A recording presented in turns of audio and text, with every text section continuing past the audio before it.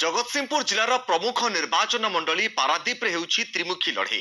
तीन प्रमुख दल बीजेडी बीजेपी और कांग्रेस पक्षरु जोरदार प्रचार चली। कांग्रेस विधायक प्रार्थी निरंजन नायक प्रचार करुवा बेले तांकु सबुआडु समर्थन मिलुछि। स्थानीय समस्या तथा गमनागमन पानीय जल निजुक्ति को मुद्दा करी मैदान को ओह्लाइछन्ते से। आ एथर पारादीप रे कांग्रेस विजय हेबो बोली दृढ़तार सहित कहिछन्ति निरंजन।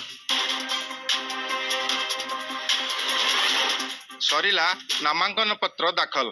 एबे तीन प्रमुख दल बीजेडी बीजेपी और कांग्रेस मैदान रे। पारादीप निर्वाचन मंडली रे एबे जमुची जोरदार प्रचार। आज आम सहित अछंती पारादीप निर्वाचन मंडली कांग्रेस प्रार्थी होती निरंजन नायक। आम सीधा सड़क सहित कथा कौन रही प्रचार तरीका और किभली भाव में भोटर को मनौंट सीधा सड़क कथा न्यूज 18 पक्ष आपको स्वागत करुच्ची।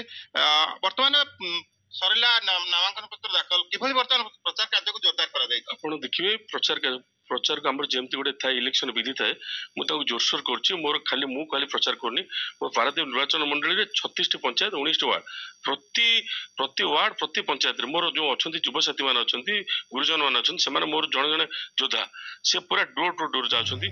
बीजेडी बीजेपी सरकार विरुद्ध में एमाने आमर पारादीप निर्वाचन मंडली को एमाने धोखा देछन्ती।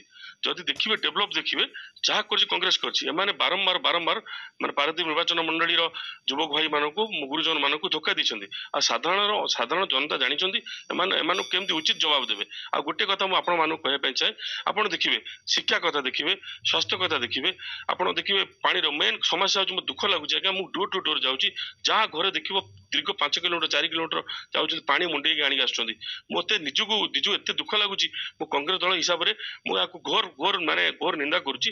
एठू नौ राजस्व नौ कोटी कोटी नौ हजार हजार कोटी राजस्व नौ एमाने होउचंदी दुईटी दल गोटे है बीजेडी बीजेपी एम हूँ दुईटी दल एम गोटे दल एम सहित मुझे डायरेक्ट 1 to 1 फाइट करुच्ची।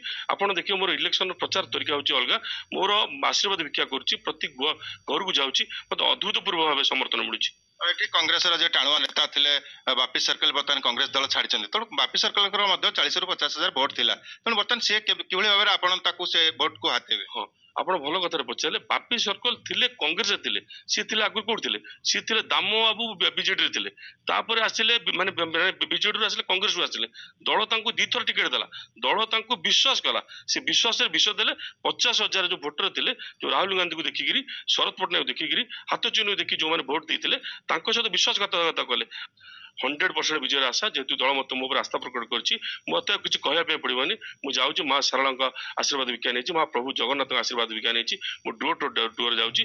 मोर पारादीप निर्वाचन मंडलीवासी होती मो भगवान सी होती मो जनता जनार्दन मो भाग्य हाथ में 100% विजय करी आशा जहाँ आप शुणुले कि निश्चित भाव में पारादीप निर्वाचन मंडली में दीर्घ 25 वर्ष भितर से किसी विकास होनी किंतु जो बेकारी समस्या कथा कहतु पानीय जल समस्या कथा कहतु ए सबूर मुद्दा रही तेणु ये मुद्दा को लेकर आगामी दिन में पारादीप निर्वाचन मंडली कांग्रेस विजय लाभ करियो बोली निरंजन आशा रखिछन्ति। जगतसिंहपुर जिला पारादीप निर्वाचन मंडली शरद साहू न्यूज 18 ओडिया।